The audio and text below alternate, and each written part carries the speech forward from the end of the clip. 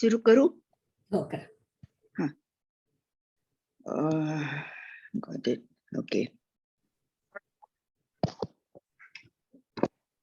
ओ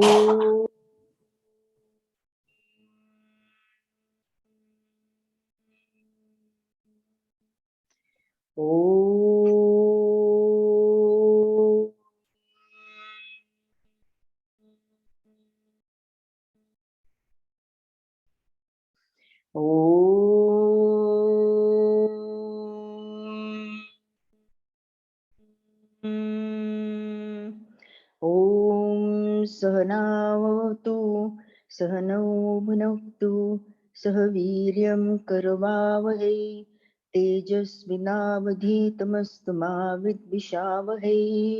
ॐ शान्ति शान्ति शान्तिः। गुरुर्ब्रह्मा गुरुर्विष्णु गुरुर्देवो महेश्वरः गुरुः साक्षात् परः ब्रह्म तस्मै श्री गुरुवे नमः।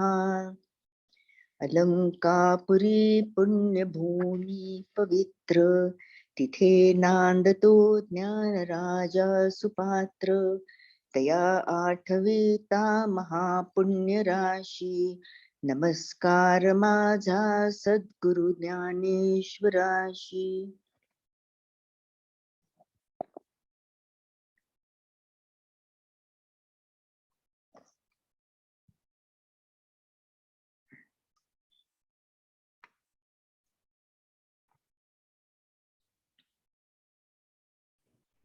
निलिमाताई तुम्ही पण म्यूट वर आहात.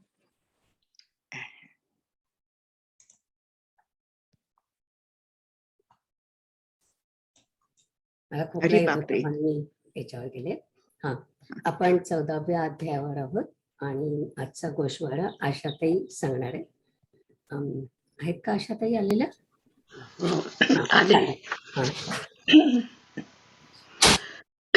आतापर्यंत म्हणजे 7व्या ते 12व्या अध्यायामधून परमसत्य भगवंताचे विस्तृत वर्णन केले आहे.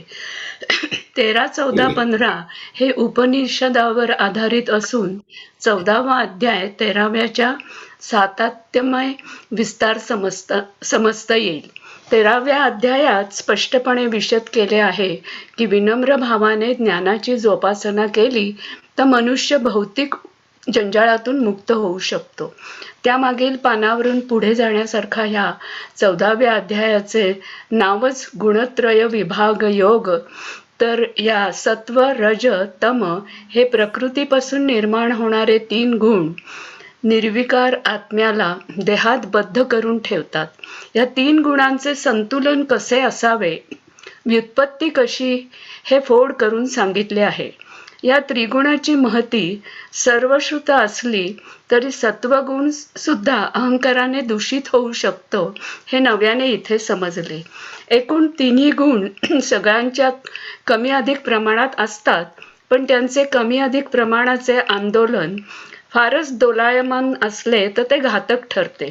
तेव्हा प्रयत्नपूर्वक तमातून रजाकडे, रजातून सत्वाकडे आणि सत्वाकडून निरहंकारी बुद्धीने विवेकाची कास धरून त्यावर संयमाने आरूढ होऊन कृष्णार्पण वृत्तीने गुणातीत मार्गाने परब्रह्मात विलीन होणे ही कला येथे सविस्तर विशद केली आहे. भगवंत स्वतःच्या या ज्ञानाला सर्वोत्तम ज्ञान म्हणून त्याचे महत्त्व पटवून देत आहेत. भगवंत सांगतात की हे ज्ञान प्राप्त झालेले सिद्ध पुरुष माझ्याशी एकरूप झालेले असल्याने ते कधी विनाश होत नाहीत आणि पुनरुत्पत्तीपासून दूर राहतात, जन्ममृत्यूच्या फेऱ्यातून बाहेर पडतात. हे महत्त्वपूर्ण तत्वज्ञान सांगायला सज्ज होण्यापूर्वी श्री ज्ञानदेवांनी सुद्धा त्यांना स्वतःला जणू वॉर्मअप केल्यासारखे विनम्रपणे आपल्या सद्गुरू निवृत्तीनाथांना स्फूर्तिरूपी कृपादृष्टीच्या पौर्णिमेचा प्रकाश त्यांच्यावर पडू दे, तसेच माझ्या बुद्धिरूपी वेलीला काव्यरूपी फळे धारण करण्यासाठी आपण वसंत रूप धारण करून या, अशा हर प्रकाराने विनवण्या केल्यावर निवृत्तीनाथ त्यांना द्वैतपासून परावृत्त होऊन मुकाट्याने मूळ मुद्द्यावर जायला प्रवृत्त करतात.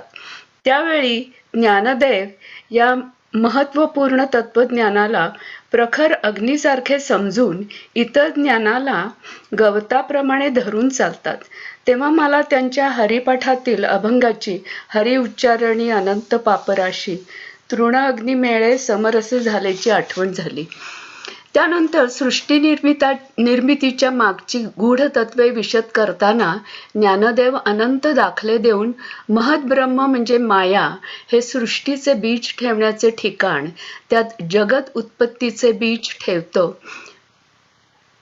हे तिसऱ्या श्लोकात भगवंताने अर्जुनाला सांगितलेले माऊली भरपूर उदाहरणे देऊन सामान्य माणसाला समजेल असे उपमांचे छोटे छोटे सोपे उदाहरणार्थ घास करून सांगतात.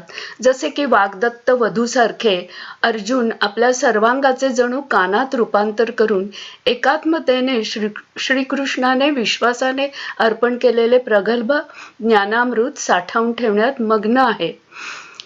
ते ज्ञानदेवांनी 62व्या ओवीत मग म्हणे प्रज्ञाकांता उजवली वक्तृतता, जे बोलाय एवढा श्रोता जोडलासी, हे उत्तम रीतीने व्यक्त केले आहे.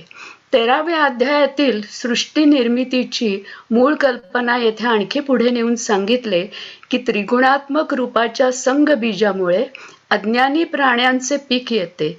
या कारणाने अज्ञानाचा क्षेत्र असा उल्लेख तर त्यात वावरणारा प्राणी मात्र किंवा अज्ञानाने गुंडाळलेला चित्प्रकाश क्षेत्रज्ञ असे समजतात. या अज्ञानाला कुणी महद्ब्रह्म, कुणी त्याला अव्यक्त म्हणतात, तर कुणी सांख्य त्याला प्रकृती म्हणतात, तर वेदांतात त्याला माया म्हणतात. स्मृतिनाश हा अज्ञानाचा स्थायी भाव आहे. 71व्या ओवीत श्री ज्ञानदेव छान उपमा देतात. जसे दिवा घेऊन अंधार दिसत नाही, तसे विचार चालू असता अज्ञान लुप्त होते. आणखीही एक दिसे जे विचारे वेळे, न दिसे वाती पाहता जैसे अंधारे का. भगवंत पुढे येथे महत्वपूर्ण विवेचन करतात. क्षेत्र आणि क्षेत्रज्ञ म्हणजे अज्ञानासच महत्व द्यावे नि आपले स्वरूप न जाणणे, त्याला परत श्री ज्ञानदेव सुंदर दाखले देतात. जसे भोवळालेला स्वतः स्वर्गलोक विहार करून आला असे समजतो, किंवा भ्रमिष्ट दरिद्री आपण राजा आहोत असे समजतो. आणखी महत्वपूर्ण मुद्दा असा की अविद्येचे अस्तित्व त्यांनी तरुण विवाहित स्त्रीशी जोडले आहे. ही निजलेल्यांना जवळ आहे, तर जागे असलेल्यांना दूर आहे. हिलाच कोणी माया मानतात. नि शिवशक्तीने मायेच्या मिलनात बुद्धित्व आणि मन तयार होते. त्यानंतर अहंकार, इंद्रिये हे पंचमहाभूतात अंतर्भूत असतात. सूक्ष्म प्रकृतीतील 8 विकारांनी, मला इथले 8 विकार नंतर तुम्ही सांगितलं तर आवडेल. 8 विकारांनी युक्त त्रिगुणात्मक गर्भपिंड तयार होतो. येथे परत अविद्येचे अणकुचीदार आकार धारणेस वृक्षाचा सूक्ष्म आकार धारणेशी साधर्म्य व्यक्त केले आहे. जसे बीज आणि दाणा पाणी मिलन होते आणि मग वृक्ष सूक्ष्म आकारात अवतारात वाढीस लागतो. पुढे गमतीशीर पण समर्पक साधर्म्य प्रवृत्ती म्हणजे पुढे आलेले पोट, निवृत्ती म्हणजे सरळ पाठ, कमरेच्या वरची अंगे दैवयोनी, ज्यात सुरेल गळ्याला स्वर्गाची उपमा, तर कमरेला मृत्यूलोक, तर कमरे मागच्या भागाला पाताळ, हे रूपक पुढे नेऊन बाळाचे बाळसे, त्यावर प्रत्येक योनीत मिळवलेले अहंकार म्हणजे बोटात घातलेल्या अंगठ्या असले परमोच्च उपमेचे बिंदू येथे मिळतात. पुढे असा उल्लेख आहे की या बालकाचा ब्रह्मदेव हा प्रातःकाळ, विष्णू हा मध्यान्ह काळ, तर सदाशिव सायंकाळ आहे. पुढे तर त्याचा संकल्प म्हणजे या बालकाचा संकल्प आवडता, तर अहंकार हा खेळगडी होतो. अखेरीस या बालकाचा शेवट मात्र ज्ञानाने होतो. तर आपण पुढे जाऊया. श्लोक 4 मध्ये एक महत्वाचा विचार आहे.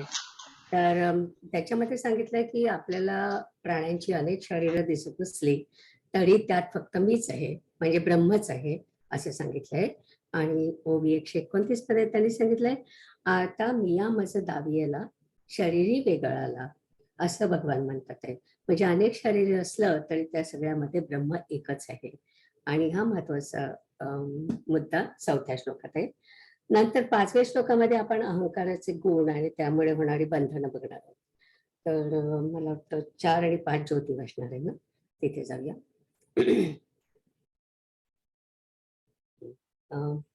वाचू? ना नाही, एक मिनिट. हा, स्क्रीन शेअर करते ना हो. वृंदा.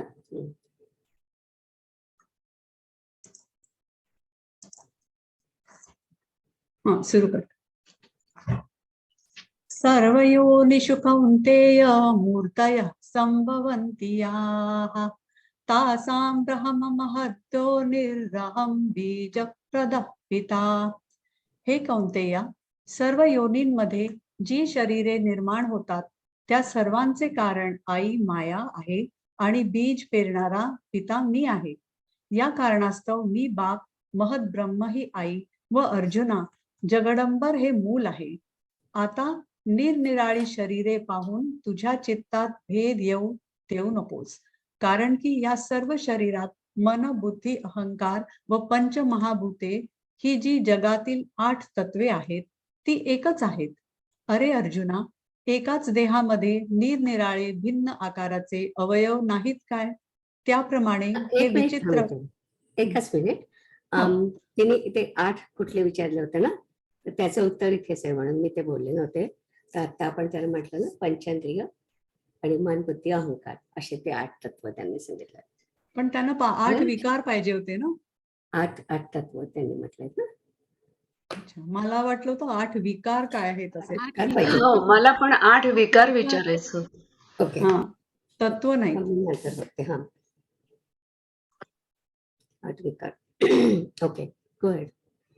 पण तेच आहे, पंचभूते, विषय आणि इंद्रिय ही तयार झाल्यानंतर 8 विकारांच्या हालचालीने त्रिगुणांचा तयार झालेला गर्भपिंड व्यक्त होतो, असं आधीच्या श्लोकामध्ये. जाऊया पुढे,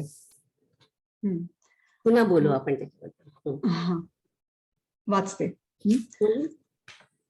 अरे अर्जुना, एकाच देहामध्ये निरनिराळे भिन्न आकारांचे अवयव नाहीत काय? त्याप्रमाणे हे विचित्र विश्व एकच आहे असे समज. ज्याप्रमाणे वरच्या, खालच्या व भिन्न भिन्न आकाराच्या अशा वेगवेगळ्या डहाळ्या एकाच बीजाच्या झालेल्या असतात आणि आमचा या जगाशी संबंध आहे, पण तो देखील कसा आहे म्हणून म्हणशील तर मृत्तिकेचे मूल जसा घट अथवा कापसाचे नातवंड जसे वस्त्रपण आहे, अथवा लाटांची परंपरा ही जशी समुद्राला संतती आहे तसा आमचा व चराचराचा संबंध आहे. म्हणून अग्नी व ज्वाळा हे दोन्ही जसे केवळ एक अग्नीच आहेत, त्याप्रमाणे मीच सर्व जग आहे व हा सर्व संबंध मिथ्या आहे.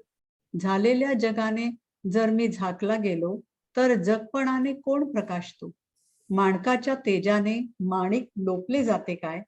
सोने हे अलंकार दशेला आले असता त्याचे सोने पण जाते काय? अथवा कमळ उमलले असता कमळत्वा मुक्ते काय? अवयवी हा अवयवांकडून झाकला जातो की अवयव हेच त्या अवयवीचे रूप आहे? अर्जुना सांग बाबा, जोंधळ्याचा कण पेरून त्याला अंकुर फुटून कणीस परिपक्व झाल्यावर तो पहिला पेरलेला दाणा नाहीसा झाला का पुष्कळ पटींनी वाढला? म्हणून जगाचा निराश करून मला पाहावे तसा मी नाही, तर सर्वासकट मीच आहे. हे वीरा अर्जुना, तू आपले अंतःकरणात या सिद्धांताचा दृढ निश्चय कर. आता निरनिराळ्या शरीरात माझे प्रकाशन माझ्याकडून होते आणि त्या शरीरांमध्ये गुणांनी मीच बांधला गेल्यासारखा दिसतो.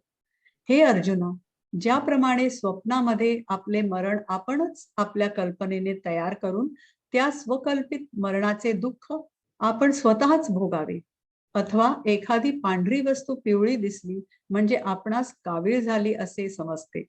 हे कावीळ झाल्याचे ज्ञान आपल्यास डोळ्यामुळे होते व तेच डोळे पिवळेपणाचे प्रकाशन करतात. अथवा सूर्य आपल्या प्रकाशाने ज्या वेळेस आपल्यावर आलेल्या ढगांचे प्रकाशन करतो त्यावेळेस हे ढग आपणास दिसतात व सूर्यबिंबावर आलेल्या ढगाने सूर्यास झाकून टाकलेले आहे हे देखील सूर्याच्या प्रकाशामुळेच समजते. अर्जुना, आपल्यापासूनच झालेल्या छायेला भ्याले असता ते छाया भ्यालेल्या पुरुषाहून काही वेगळी आहे काय? तर नाही. म्हणजे त्या छायेचे प्रकाशन आपणच केले आहे. त्याप्रमाणे हे अनेक देह दाखवून प्रकाशून मी अनेक होतो आणि त्या अनेक शरीरात मी गुणांकडून बांधला गेलो आहे असे जे वाटते त्या वाटण्याचेही प्रकाशन मीच करतो.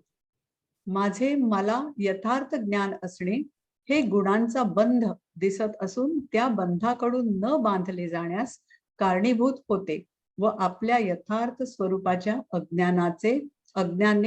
अज्ञानानेच बंध उत्पन्न होतो. तर अर्जुन देवा, कोणत्या गुणाने व कसा मलाच मी बंधन आहे असे वाटते ते ऐका. गुण किती आहेत, त्यांचे धर्म काय, त्यांचे नाव रूप काय व ते कोठे उत्पन्न झाले, हे वर्म ऐक. ओव्या वाच. या कारणे मी पिता महद ब्रह्म माता अपत्य पंडुसुता जगडंबरू आता शरीरे बहुते देखौनी न भेद होचिते जे मन बुद्ध्यादि भूते एकेची येथे आगा एकेची देही काय अनारिसे अवयव नाही देवी विचित्र विश्व पाही एकची हे पै उंचाची ना डहाळिया विषमा वेगळालिया एकाची जेवी झालिया बीजाची या आणि संबंध तोही ऐसा मृत्तिके घटुले जैसा कापटत्व कापुसा नातू होय नाना किल्लोळ परंपरा संतती जैसी सागरा आम्हा आणि चराचरा संबंधु तैसा म्हणून वन्ही आणि ज्वाळ दोन्ही वन्हीची केवळ तेवी मी गा सकळ संबंधु वावो जाले जगे मी झाके तरी जगत्वे कोण फाके किळेवरी माणिके लोपी जे काही अलंकारा ते आले तरी सोने पण काय गेले किं कमळ फाकले कमळत्वामुखे सांग पाधनंजया अवयवी अवयवविया आच्छादिचे किंतया तेची रूप किं विरूढलेलिया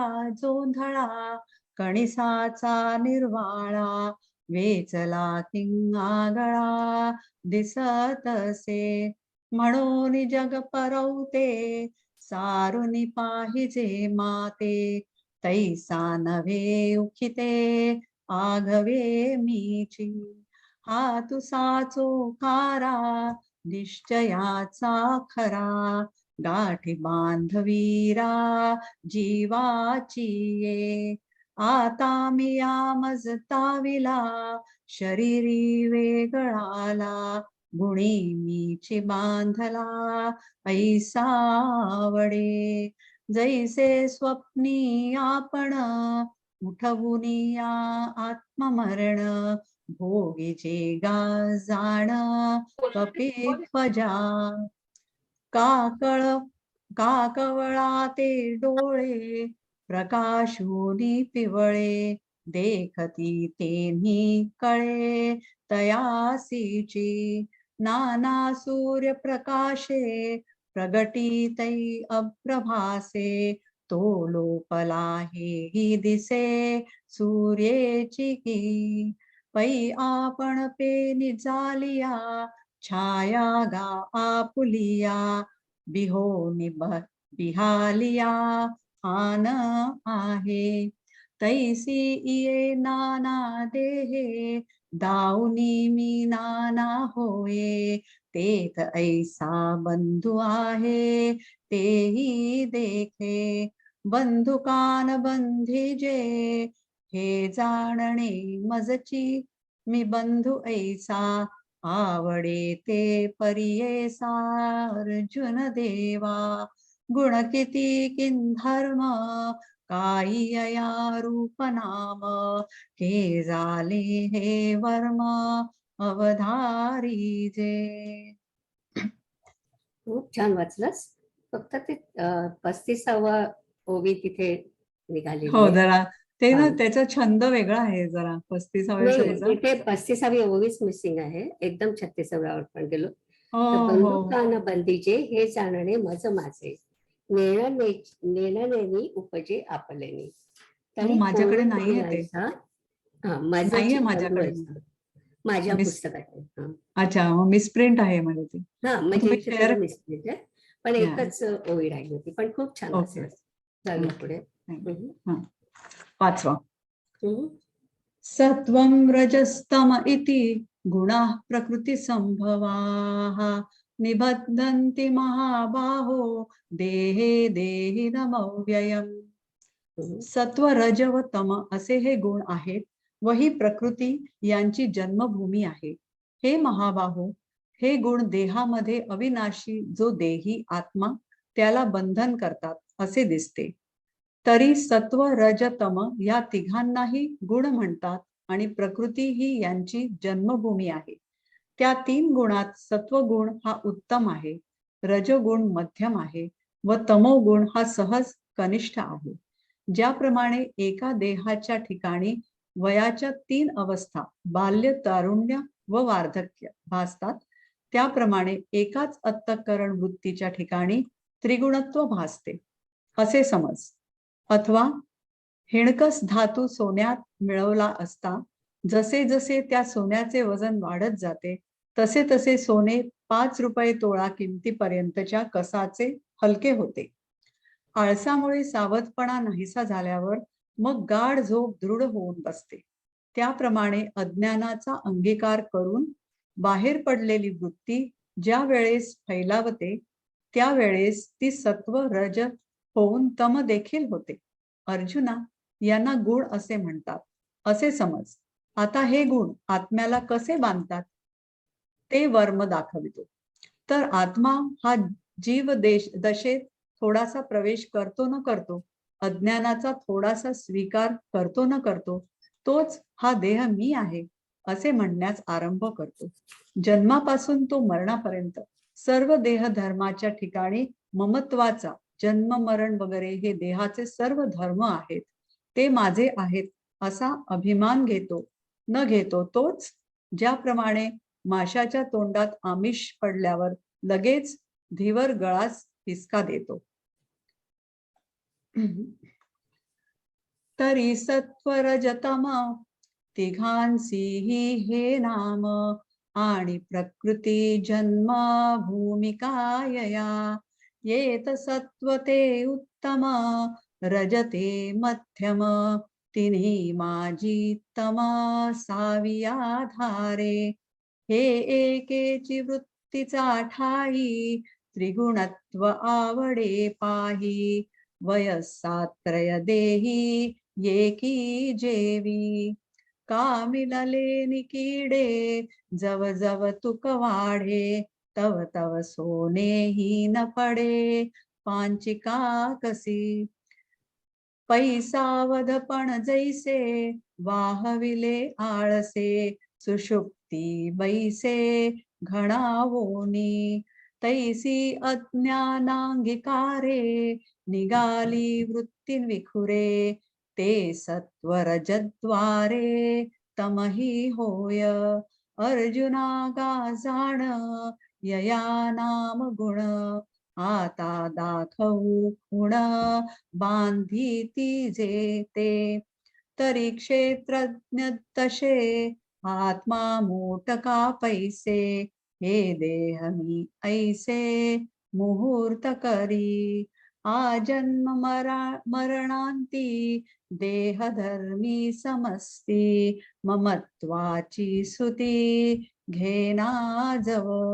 जैसी मीनाचा तोंडी पडेना जव उंडी तव गळ आसुडी जळ पारधी.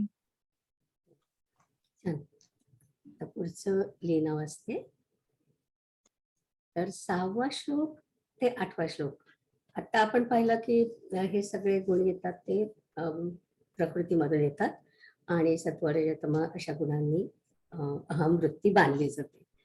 तर 6 ते 8 मध्ये त्यांनी सात्विक वृत्तीमध्ये ज्ञान आणि सात्विक गुण निर्मळ असला तर कोणते बंधन येतात ते सांगितलंय.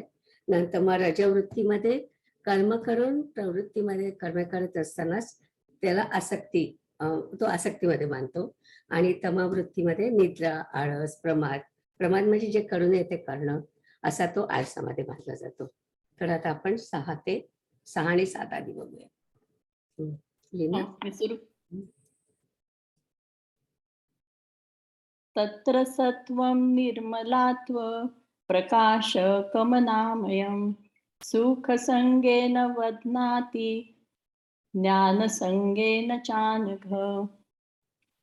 त्याप्रमाणे सत्वगुण निर्मल असल्यामुळे प्रकाश करणारा व उपद्रवरहित आहे. हे पापरहिता तो सत्वगुण सुखाच्या मी सुखी व ज्ञानाच्या मी ज्ञानी या 2 पाशांनी प्राण्याला बद्ध करतो. त्याप्रमाणे सत्वगुण रूपी पारध्याकडून सुखरूपी व ज्ञानरूपी पाश ओढले जातात. मग हरिण जसा पारध्याच्या पाशात अडकतो तसा तो सुख आणि ज्ञान या पाशात अडकतो. नंतर ज्ञानाने चरफडावयास लागतो व जाणीवरूपी लाथा झाडतो आणि अरे आपल्यापाशी असलेले आपले आत्मसुख आपणच व्यर्थ घालवतो. तेव्हा विद्येने व मानाने संतुष्ट होतो. कोणताही लाभ झाला तर आनंद पावतो. आपण संतुष्ट आहोत हेही पाहतो व आपणास धन्य मानतो आणि म्हणतो माझे भाग्य उत्तम नाही काय, आज माझ्यासारखा दुसरा कोणी सुखी नाही, असा अष्टसात्विक भावांनी गर्वाला चढतो. आणि एवढ्यानेच संपत नाही तर त्याच्या मागे दुसरे बंधन लागते. ते हे की त्याच्या अंगात विद्वत्ता रूपी भूताचा संचार होतो. आपण स्वतः ज्ञानरूप आहो ते आपले ज्ञानरूपत्व गेले त्याचे दुःख मानित नाही, तर उलट विषय ज्ञानाने आकाशा एवढा होतो. आपणास अत्यंत श्रेष्ठ मानतो. जसा एखादा राजा स्वप्नात आपण भिकारी आहोत असे समजून नगरात प्रवेश करतो व त्यास भिक्षा मागून 2 दाणे मिळाले असता मी इंद्र नाही काय असे मानतो. अर्जुना, देहातीत जो आत्मा त्याने देहाशी तादात्म्य केल्यावर त्याला ब्रह्मज्ञानाने तसे होऊ लागते. संसार संबंधी शास्त्रे तो काय जाणतो, यज्ञविद्या त्यास समजते. पार काय सांगावे, त्यास स्वर्गापर्यंत सर्व दिसते आणि सांप्रत माझ्या वाचून दुसरा कोणी जाणता नाही व माझे चित्त हे चातुर्यरूपी चंद्राला आकाश आहे असे म्हणतो. याप्रमाणे सत्वगुण हा जीवाला सुख व ज्ञानरूपी दावे लावून पांगुळाच्या बैलासारखी, नंदी बैलासारखी त्याची स्थिती करतो. आता हाच आत्मा देहामध्ये ज्या प्रकाराने रजोगुणाने बांधला जातो तो प्रकार सांगण्यात येईल, तो ऐक. सेवी सत्वे लुब्धके सुख ज्ञानाची पाशिके बोढी जती मग खुडके मृगू जैसा मज ज्ञाने चडफडी जाणीवेचे खुरखोडी स्वयं सुख हे धाडी हातीचे का जेव्हा तेव्हा विद्यामाने तोखे लाभ मात्रे हरिखे मी संतुष्ट हेही देखे श्लाघो लागे.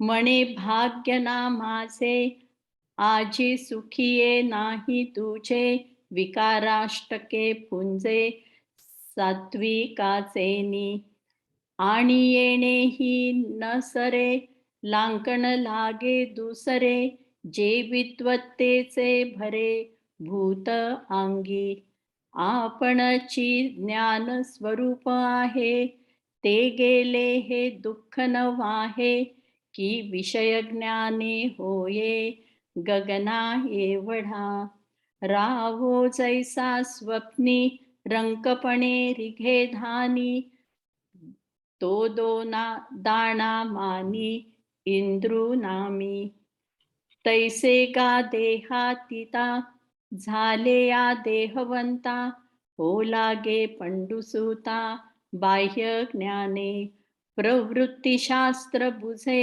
यज्ञविद्या उमजे, किंबहुना सुजे स्वर्गवरी, आणि म्हणे आजियान मी वाचुनी नाही सज्ञान, चातुर्य चंद्रा गगन चित्त माझे, ऐसे सत्व सुख ज्ञानी, जीवासी लावुनी कानी, बैलाची करी वाणी पांगुळाचिया, आता हाची शरीरी रजेचिया परी, बांधीचे ते अवधारी सांगीचेल.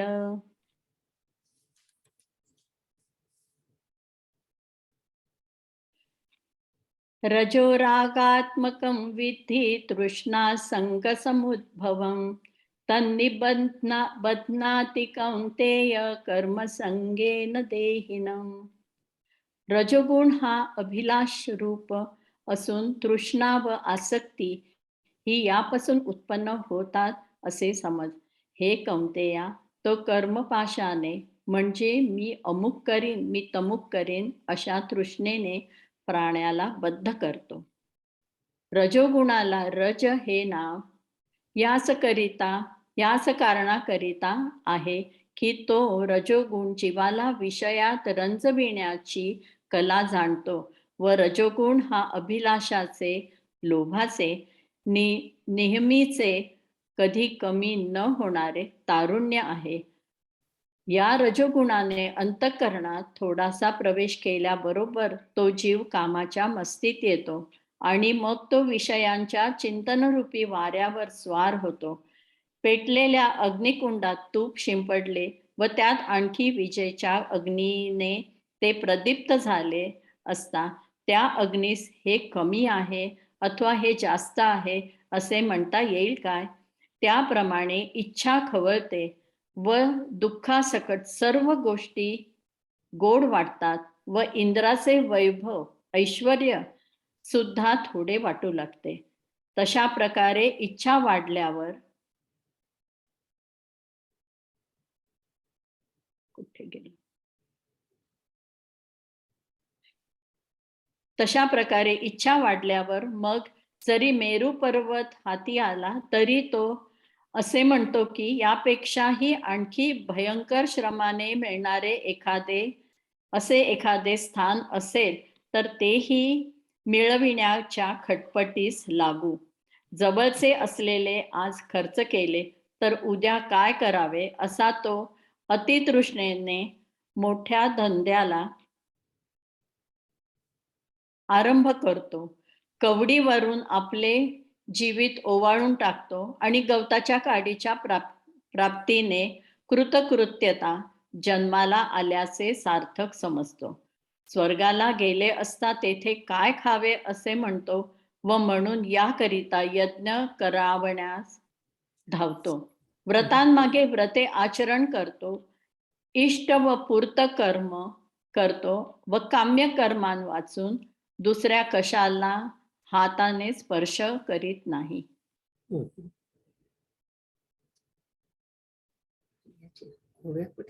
हे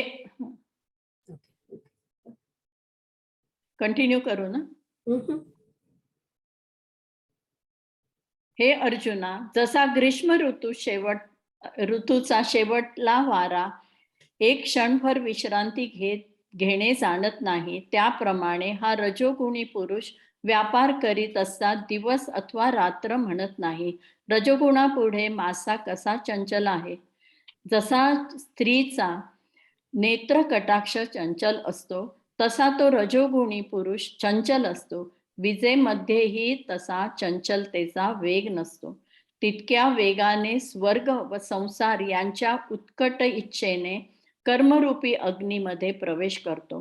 देहापासून जीवात्मा वेगळा असता तो देहामध्ये असतो तेव्हा तृष्णेची बेडी आपल्या पायामध्ये अडकवून याप्रमाणे व्यापाराचा खटाटोप आपल्या गळ्यात अडकवून घेतो. देहधारी जो आत्मा त्यास देहामध्ये असताना हे रजोगुणाचे भयंकर बंधन असते. आता तमोगुणाचे कौशल्य ऐक.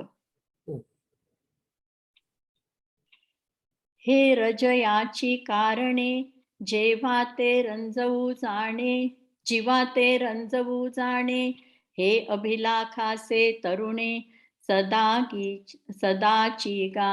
हे जीवी मोटके रिगे आणि कामाचा मदीन लागे, मग वारया वळघे चिंतेची या. घृते आंबुखुनी आगी याळे, वज्राग्नीचे साधुकले, आता बहुत ठेकुले आहे तेथ. तैसी खवळे चाड होय दुःखा सकट गोड, इंद्रश्री साकड गमो लागे. तैसी तृष्णा वाढी नलिया, मेरू ही आता आलिया, तरी म्हणे एखादिया दारुणाही वघळो. आजी असते वेचिजेल, परी पाहे काय किजेल, ऐसे पांगी वडील व्यवसाय मांडी. जीविताची कुरोंडी वोवाळू लागे कवडी, मानी तृष्णाची ये जोडी कृतकृत्यता. म्हणे स्वर्गाहन जावे, तरी काय तेथे खावे, यया लागी धावे याग करू. व्रतापाठी व्रते आचरे इष्टापुरते, काम्या वाचूनी हाते शिवणे नाही. पै ग्रीष्मातीचा वारा विसवो नेणे वीरा, तैसा न म्हणे व्यापारा राती देवो. काय चंचळू मासा कामिनी कटाक्षू जैसा, लवला हो तैसा बीजू नाही. ते तुले निगा वेगे स्वर्ग संसार पांगे, आगी माझी रिगे क्रियांची ये. ऐसा देही देहा वेगळा, ले तृष्णेची साखळा, खटाटोपू वाहे गळा व्यापाराचा. हे रजोगुणाचे दारुण देहियासी बंधन, परिसजा आता विंदाण तमाचे ते. छान. मीना, पुढचं वाचूया.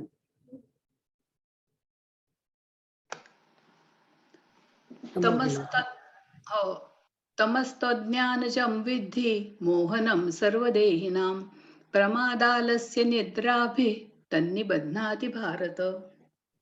तमोगुण तर अज्ञानापासून उत्पन्न होतो असे जाण, व तो सर्व प्राण्यांना मोह पाडतो.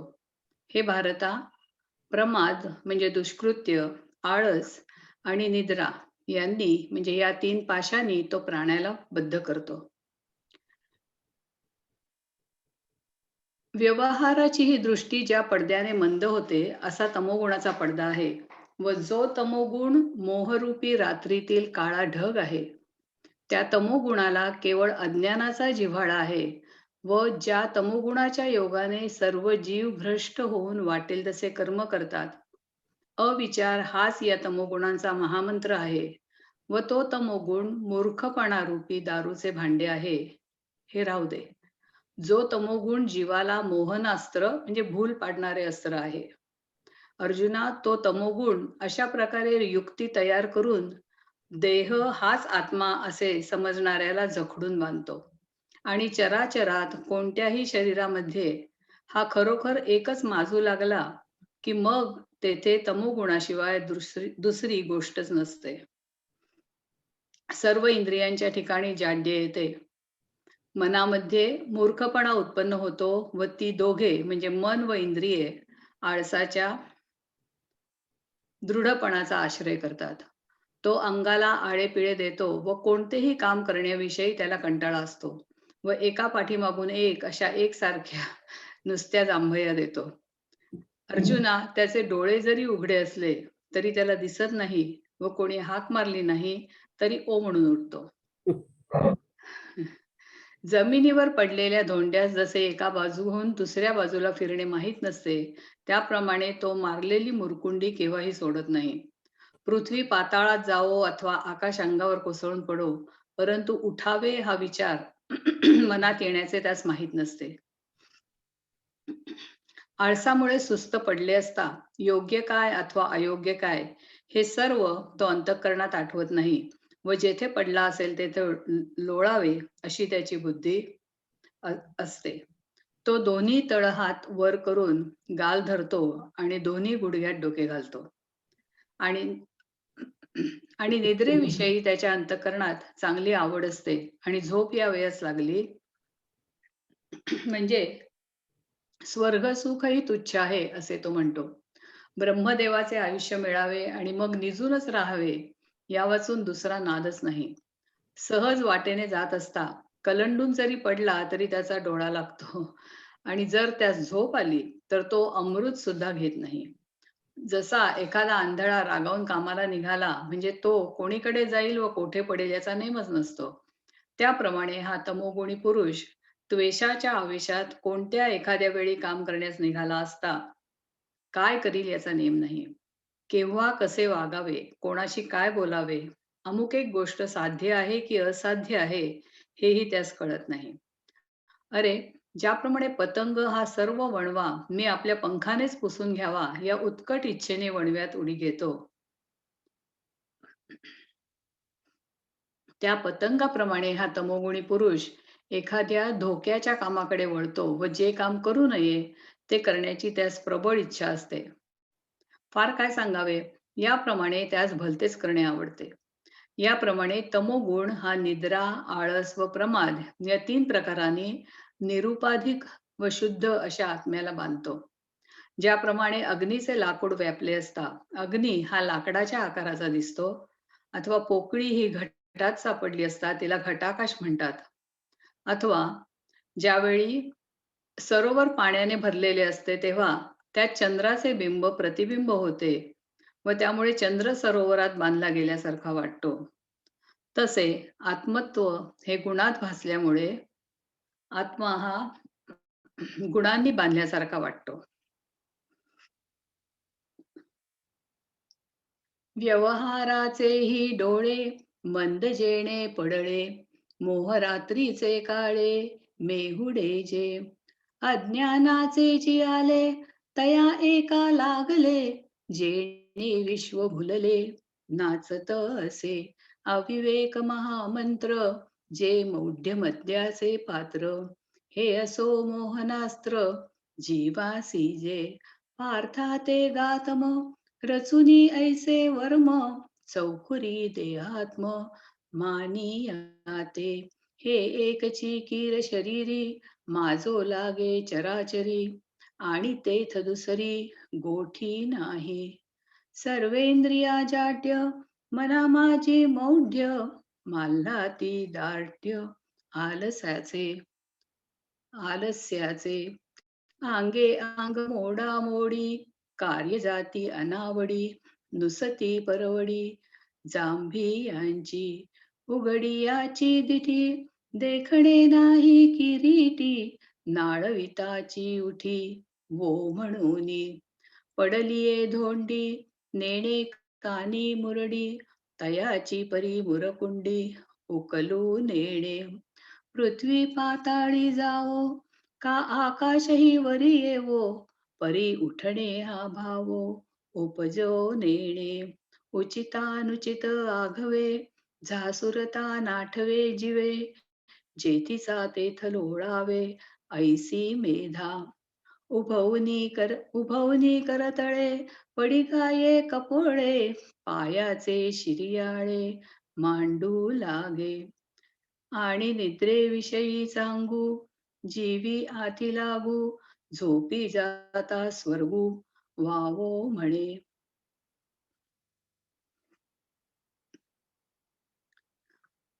ब्रह्मायु होईजे मग निजेली याची असिजे हे वाचूनी दुजे व्यसन नाही वाटा जाता ओघे कल्हांताही डोळा लागे अमृतही परी नेगे जरी निद्र आली देवीची आक्रोश बळे व्यापारे कोणे एके वेळे निघाले तरी आंधळे रोषे जैसे केदवा कैसे रहाटावे कोणेसी काय बोलावे हे ठाकती की नागवे हेही नेणे वडवा मिया आगवा पाखेची पुसोनी घेयावा परंतु या धावा घाली जेवी तैसा वळघे साहसा अकरणीच दिवसा किंबहुना ऐसा प्रमाद रुचे एवं निद्रालस्य प्रमादी तमइहि त्रिविधी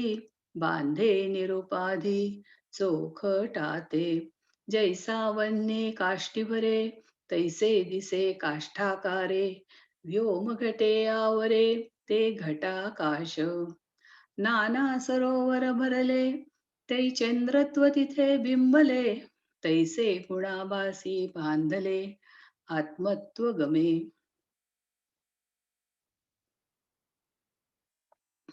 सत्वं सुखं संजयति रजः कर्मणि भारत ज्ञानमावृत्य तु तमः प्रमादे संजयत्युत रजस्तमश्चाभिभूय सत्वं भवति भारत रजसत्वं तमश्चैव तमसत्वं रजस्तथा. हे भारता, सत्वगुण सुखाच्या ठिकाणी व रजोगुणी कर्माच्या ठिकाणी आसक्ती उत्पन्न करतो आणि तमोगुण तर ज्ञानाला झाकून प्रमादाच्या ठिकाणी आसक्ती उत्पन्न करतो. हे अर्जुना, रज व तम यांना जिंकून सत्व बळावतो. सत्व व तम यांना जिंकून रज आणि रज व सत्व यांना जिंकून तम वाढतो.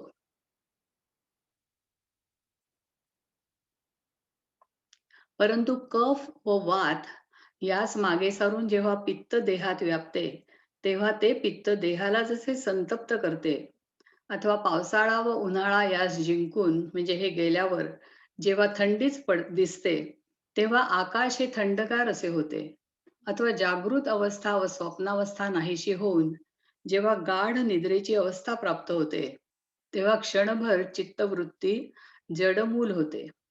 त्याप्रमाणेच रजोगुण व तमोगुण नाहीसे करून जेव्हा सत्वगुण आपली वृद्धी मिरवतो त्यावेळी तो सत्वगुण जीवाकडून मी सुखी आहे ना असे म्हणवतो.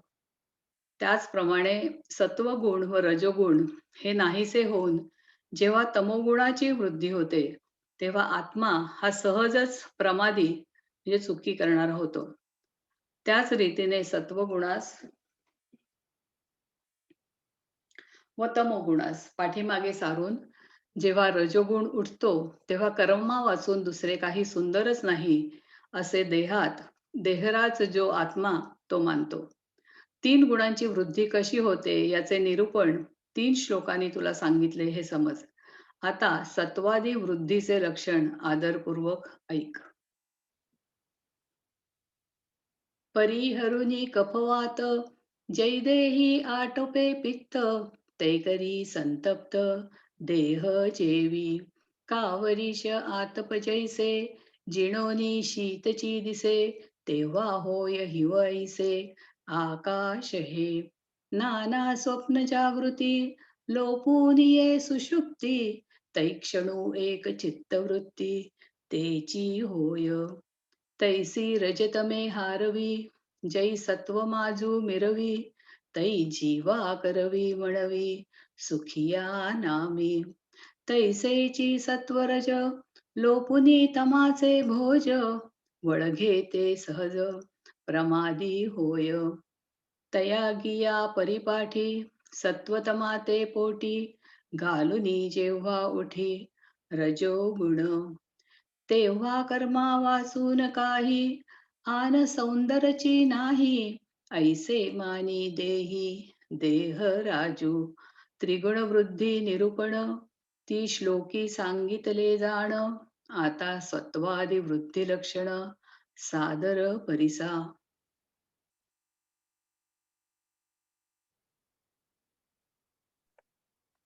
छान वाचायचं ना. आता हे 11 ते 15 श्लोक आहेत ते आपल्याला एकत्र वाचायचे. कारण कसे आपण ज्ञान कसे सत्वगुण बदलतो, कसं रजोगुण बदलतो त्याचं विश्लेषण आहे तिथे, तर ते एकत्र वाचूया. जया वाचते का मुकुंद वाचते? मी वाचतोय आज, तिला हम्म. जरा काम आहे तर. ओके, कुठे करू सुरू? हो, हे 211 आलंय, पण इथे काय कुठे आहे? 11 वरती श्लोक आहे ना तिथपासून. सर्वद्वार. ओके, हा. सर्वद्वारेषु देहेऽस्मिन् प्रकाश उपजायते, ज्ञानं यदा तदा विद्यात् विवृद्धं सत्त्वमित्युत, लोभः प्रवृत्तिरारम्भः कर्मणाम् अशमस्पृहा, रजस्येतानि जायन्ते विवृद्धे भरतर्षभ, अप्रकाशो प्रवृत्तिश्च प्रमादो मोह एव च, तमस्येतानि जायन्ते विवृद्धे कुरु नन्दन, यदा सत्त्वे प्रवृद्धे तु प्रलयं याति देहभृत्, तदोत्तमविदान् लोकान् अमलान् प्रतिपद्यते, रजसि प्रलयं गत्वा कर्मसङ्गिषु जायते, तथा प्रलीनस्तमसि मूढयोनिषु जायते. या देहामध्ये सर्व इंद्रियांच्या ठिकाणी प्रकाश म्हणजे ज्ञान जेव्हा उत्पन्न होते तेव्हा सत्वगुणाची वृद्धी झाली आहे असे जाणावे. हे भरतश्रेष्ठा, रजोगुण अधिक झाला असता लोभ प्रवृत्ती, पुढे येईल ते कर्म करण्याकडे कल, अचाट कर्माचा आरंभ, दुर्धर अभिलाष, विषयाची लालसा ही उत्पन्न होतात. हे कुरुनंदना, तमोगुण अधिक झाला असता अविवेक, अप्रवृत्ती, प्रमाद व मोह ही निर्माण होतात. सत्वगुणाची वाढ असताना जर मनुष्य मृत्यू पावला तर तो ज्ञानी व शुद्ध अशा लोकांमध्ये जन्म पावतो. रजोगुणाची वाढ असताना मरण पावल्यास कर्मासक्तीने युक्त अशा मनुष्य लोकी जन्म पावतो. त्याचप्रमाणे तमोगुणाची वृद्धी असताना मरण पावल्यास लोह, लोष्ट, पाषाण इत्यादी ज्ञानहीन योनीमध्ये जन्म पावतो.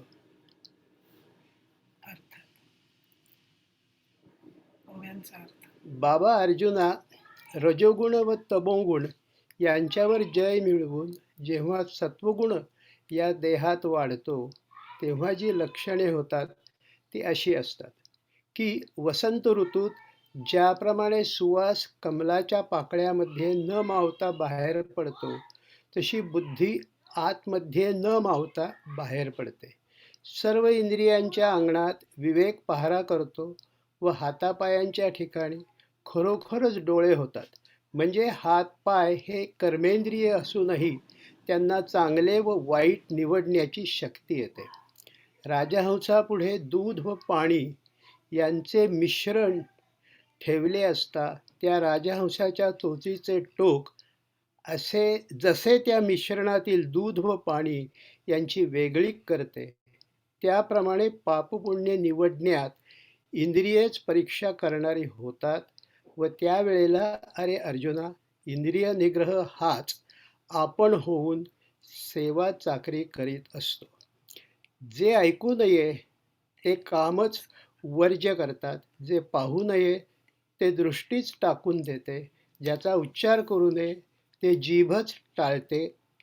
दिव्यापुढे जसा काळोख पळावयास लागतो त्याप्रमाणे इंद्रियांसमोर निषिद्ध विषय येत नाही.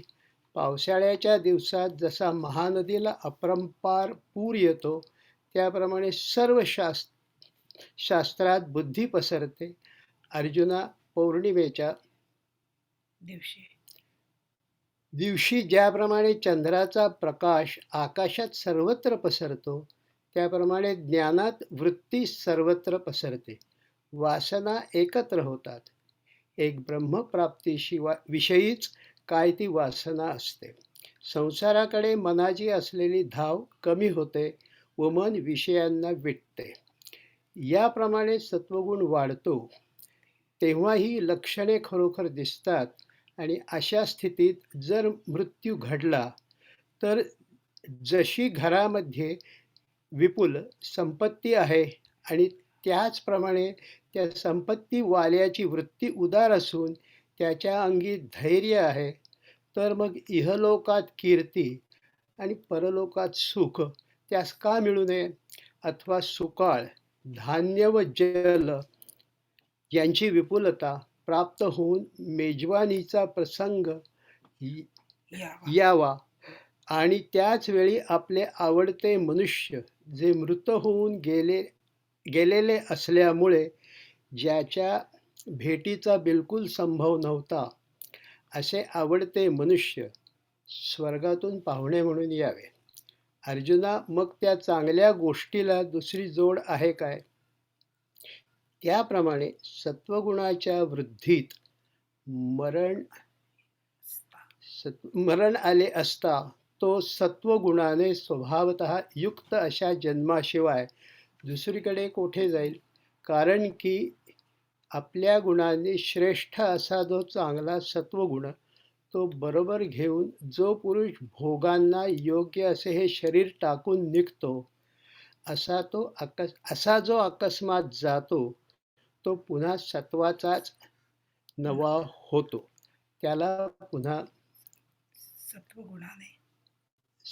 सत्वगुणाने युक्त असा जन्म मिळतो. फार काय सांगावे, त्याला ज्ञानी पुरुषामध्ये जन्म मिळतो. राजा हा राजेपणाने डोंगरावर गेला असता त्याच्या राजेपणात काही कमीपणा येईल काय? अर्जुना, सांग बरे. अथवा अर्जुना, या गावातील दिवा शेजारच्या गावात नेला असता तेथे तरी तो दिवाच आहे. त्या दिव्याच्या तेजाप्रमाणे त्याच्या सत्वगुणाचे निर्मलत्व प्रकाश ज्ञानासह विशेषच वाढते व त्याची बुद्धी विवेकावर पोहू लागते. महत्त्वादी अनुक्रमाचा विचार करून अखेरीस विचार करणारा त्या विचारासकट ज्या ब्रह्मस्वरूपात लीन होतो, वेदांतात गीतेत 13व्या अध्यायात 5-6 श्लोकात सांगितल्याप्रमाणे 36 तत्वे मानली आहेत. त्यांच्या मते जे ब्रह्म 37वे आहे, सांख्यात 24 तत्वे मानली आहेत, म्हणून त्यांच्या मते जे ब्रह्म 25वे आहे व सत्वगुणादी 3 गुणास नाहीसे करून जे स्वभावतः चौथे आहे, त्यांच्या बरोबर त्या कुलात त्यास निरुपम देह मिळतो.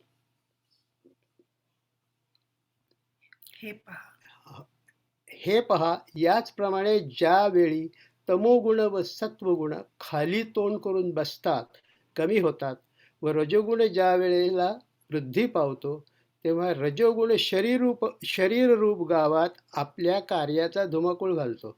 त्यावेळी त्या शरीरात लक्षणांचा असा उदय होतो. पसरलेली वाहुटळ निरनिराळ्या पदार्थांचे बरे वाईट न पाहता एकीकरण करते. त्याप्रमाणे इंद्रियांना विषयामध्ये मोकळीक असते. परस्त्री वगैरेशी प्रसंग आला असता या गोष्टी शास्त्र निषिद्ध आहेत असे त्यास वाटत नाही व मग तो शेळीप्रमाणे इंद्रियांना बरे वाईट विषय सरसकट चारतो. तेथपर्यंत त्या रजोगुणी पुरुषाचा लोभ स्वेच्छाचारीपणाचा धुमाकूळ घालतो व दुसऱ्याच्या वस्तू लुबाडताना जेवढ्या वस्तू प्राप्त करून घेणे अशक्य असते तेवढ्याच वस्तू शिल्लक राहतात. आणि अर्जुना, कोणताही धंदा समोर आला असता, करण्याचा प्रसंग आला असता, तो धंदा करण्याविषयीचा मनाचा कल तो मागे घेत नाही. त्याचप्रमाणे एखादे मंदिर बांधावे अथवा अश्वमेध यज्ञ करावा असा अघटित कुठे गेला अश्वमेध यज्ञ करावा असा अघटित नाद घेऊन उठतो. शहरेच वसवावीत, जलाशय वगैरे पाण्याचे साठे बांधावेत व नाना प्रकारचे मोठे बगीचे लावावेत. अशा अचाट कर्मांना आरंभ करतो आणि इहलोकीचे व परलोकीचे भोग मिळण्याच्या कामात पुरे म्हणत नाही.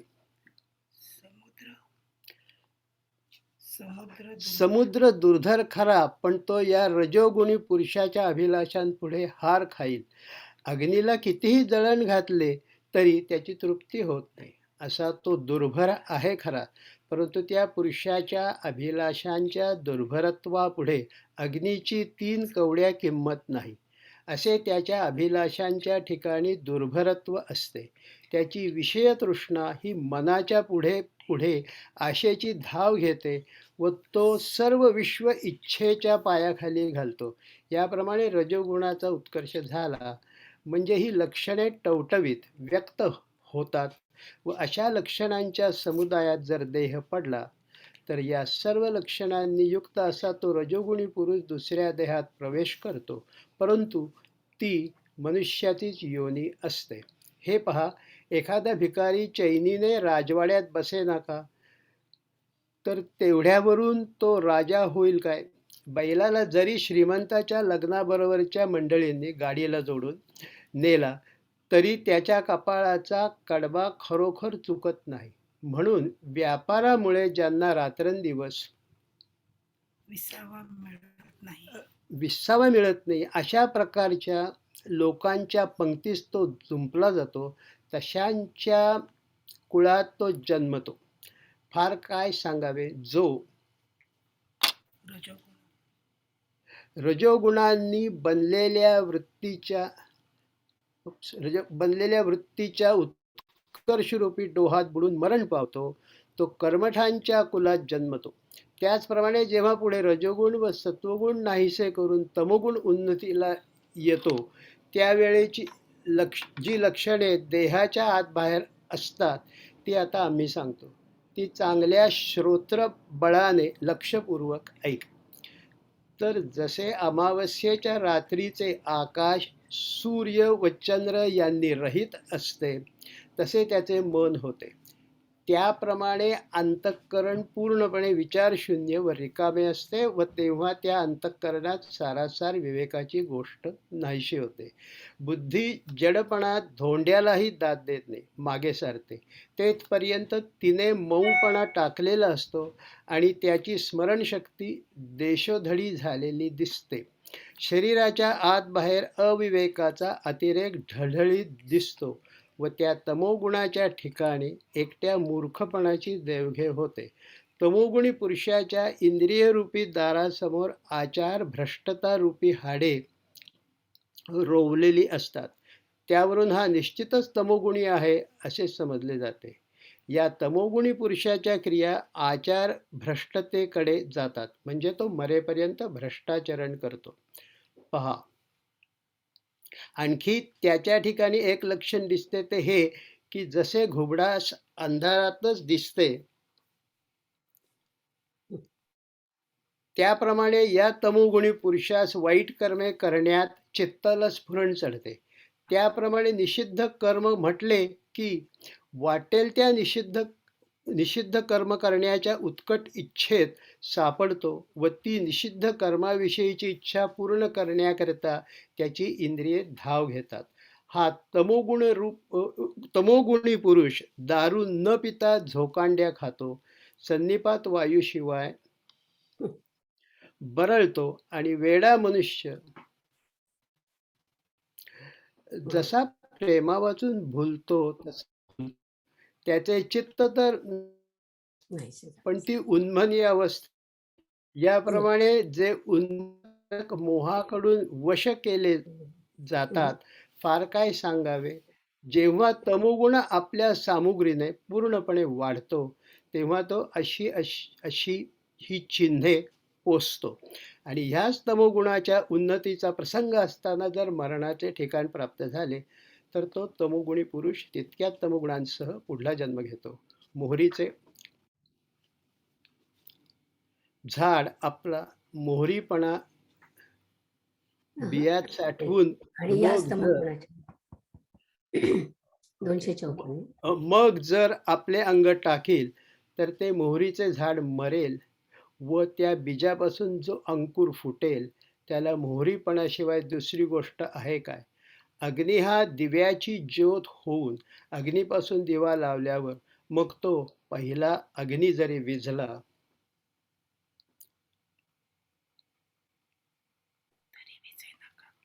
तरी विजेना का? तरी विझेना का?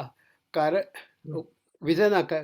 कारण की ज्या ठिकाणी त्या दिव्याची ज्योत लागेल त्या ठिकाणी तो पूर्वीचाच सगळा अग्नी आहे. म्हणून तमाच्या मोठेत संकल्पाला बांधून म्हणजे तामस संकल्प करीत असताना ज्याचा देह पडतो त्याला पुन्हा तमाचाच देह मिळतो. आता असे हे पुष्कळ बोलून काय करावयाचे आहे? जो तमाच्या उत्कर्षात मरण पावतो तो पशु, पक्षी अथवा झाड किंवा किडा होतो. आज ना आपलं म्हणजे थोडंसं पुढे जाणार आहे. हा. एक 4-5 मिनिटं, पण मला वाटतं एवढ्या ओव्या वाचून घ्याव्या. म्हणजे हा. मग आपले त्याचे गुण संपतील. मग आपल्याला पुढच्या याच्यापासून फळं काय आहेत ते बघायचे. प्रत्येक सत्व रजतमाची फळं. म्हणून आपण एवढे वाचून घेऊया आता. चालेल. काय? पैरिजत. ओव्या वाचू ना? वाचा. वाचून घेऊया म्हणजे मग एवढं संपून जाईल. आणि मग पुढच्या वेळी नाही आहे आपला ना क्लास मध्ये. वाचू. ओके. वाचा. पै रजतम विजये सत्वगा देही इये वाढता चिन्हेत ये ऐसी होती जे प्रज्ञा आतुलीकडे न समाती बाहेरी ओसंडे वसंती पद्मखंडे धृती जैसी सर्वेंद्रियांचा अंगणी विवेक करी राबणी साचची करचरणी होती डोळे राजहंसा पुढे चाचूचे आगरडे तोडी जेवी झगडे क्षीरनीराचे तेवी दोषा दोष विवेकी इंद्रियेची होती पारखी नियमू बारे पायिकी वोळगे तई नाईकणे ते कानची वाळी न पाहणे ते दिठीची गाळी अवाच्य ते टाळी जीभची गा वाती पुढा जैसे पळो लागे काळवसे निषिद्ध इंद्रिया तैसे समोर नोहे धाराधर काळे महानदी उचंबळे तैसी बुद्धी पघळे शास्त्र जाती अगा पुनवेचा दिवशी चंद्रप्रभा धावे आकाशी ज्ञानी वृत्ती तैसी फाके सैंघ वासना एकवटे प्रवृत्ती वोहटे मानस विटे विषयावरी एवं सत्व वाढे तैहे चिन्ह फुडे आणि निधनही पडे तेव्हाची जरी तरी जैसीची घरीची संपत्ती आणि तैसीची औदार्य धैर्य वृत्ती मा परत्रा आणि कीर्ती का नोहावे का पाहालेनी सुयाणे जालया परगुडे पडियंते ये पाहुणे स्वर्गोनिया मग गोवटे या तया जावळी असे धनंजया तेवी सत्वे जाणे देहा के आधिगा जे स्वगुणी उद्भट घेऊनी सत्व चोखट निगे सांडूनी कोपट भोग क्षम हे अवचटे ऐसा जो जाये तो सत्वाचाची नवा होय किंबहुना जन्मला हे ज्ञानिया माझी सांगपा धनुर्धरा रावो रायपणे डोंगरा गेलिया पुरा होय काई नातरी येथीचा दिवा नेलिया सेजिया गावा तो तेथे तरी पांडवा दीपची की तैसी ते सत्वशुद्धी आगळी ज्ञानेसी वृद्धी तरंगावो लागे बुद्धी विवेकावरी पै महदादी परिपाटी विचारूनी शेवटी विचारा सकट पोटी जिरोनी जाय 36 37 24 25 तिन्ही नुरोनी स्वभावे चतुर्थ जे ऐसे सर्व जे सर्वोत्तम जाले असे जया सुगम तया सवे निरुपम लाहे देह इयाची परिदेख तमसत्व अधोमुख बैसोनी जै आगळिक धरी रज आपलिया कार्याचा धुमाड गावी देहाचा माजवी तै चिन्हांचा उदयो ऐसा पांजरली वाहुटळी करी वेगळ वेटाळी तैसी विषयी सरळी इंद्रिया होय परदाराधिक पडे परी विरुद्ध ऐसे नावडे मग शेळीयेचेनी तोंडे सैंघचारी हा ठायवरी लोभू करी स्वैरत्वाचा राबू वेटाळिता अलाभू तेरे उरे आणि आड पडलिया उद्यम जाता भलतेया प्रवृत्ती धनंजया हातून काढी तेवीची एखादा प्रासादू का करावा अश्वमेधू ऐसा अचाट छंदू घेऊनी उठी नगरेची रचावी जळाशये निर्मावी महावने लावावी नानाविधे ऐसेसा अफाटी कर्मी समारंभू उपक्रमी आणि दृष्टादृष्टकामी पुरे न म्हणे सागरूही सांडी पडे. कुठे गेलं? आधी आहे सागरूही सांडी पडे आगीन लाहे तीन कवडे ऐसे अभिलाषी जोडे दुर्भरत्व स्पृहा मना पुढा पुढा आशेचा घे दवडा विश्वघापे चाडा पाया तळी इत्यादी वाढता रजी ये चिन्हे होती साजी आणि ऐशा समाजी वेचे जरी देह तरी आघवाची इही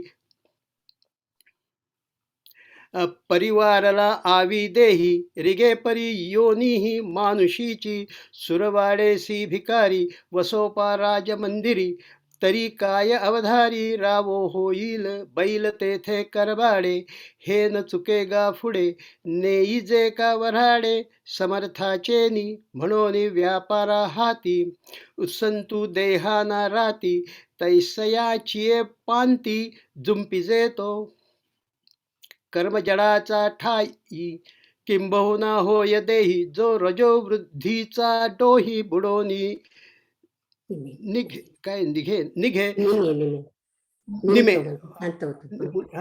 निमे मग तैसाची पुढती सत रजसत्व वृत्ती गिळून ये उन्नती तमो गुण तैसीची जिये लिंगे देहीची सबाय सांगे जिये परिस तिये परिसस्तांगे श्रोत्र बळे तरी होय ऐसे मन जैसे रवी चंद्रहीन रात्रीचे का गगन अवसेचिये तैसे अंतर असोस होय स्फूर्तिहीन उद्वस विचाराची भाष हारपे तै बुद्धी मेचवेना धोंडी हा ठायवरी मवाळे सांडी आठवो देशधडी जाला दिसे अविवेकाचेनी माझे सबाह्य शरीर गाजे एकलेनी घेपे दिजे मौढ्ये तेथ आचार भंगाची हाडे रूपती इंद्रिया पुढे मरे जरी तेणेकडे क्रिया जाय पाही आणि कही एक दिसे जे दुष्कृती चित्त उल्हासे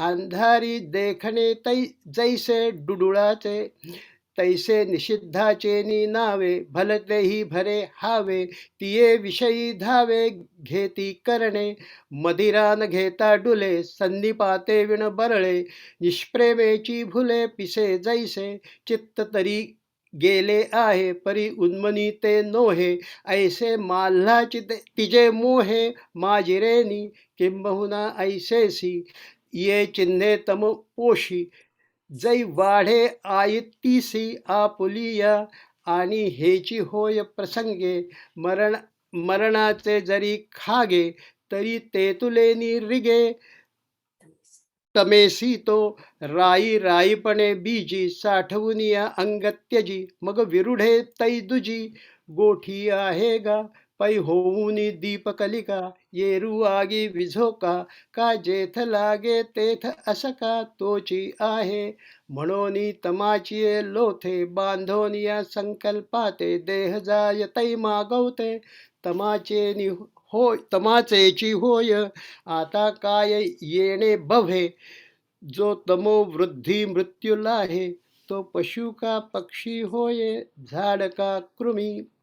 छान बरोबर वाचलं. गुड. आता आपण सायरन म्हणूया.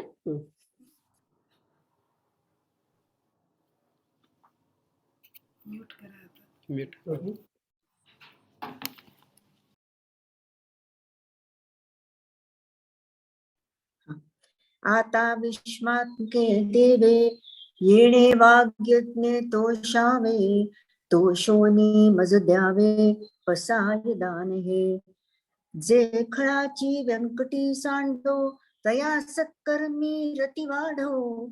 भूता परस्परे पडो मैत्र जीवाचे दुरितांचे तिमिर जावो.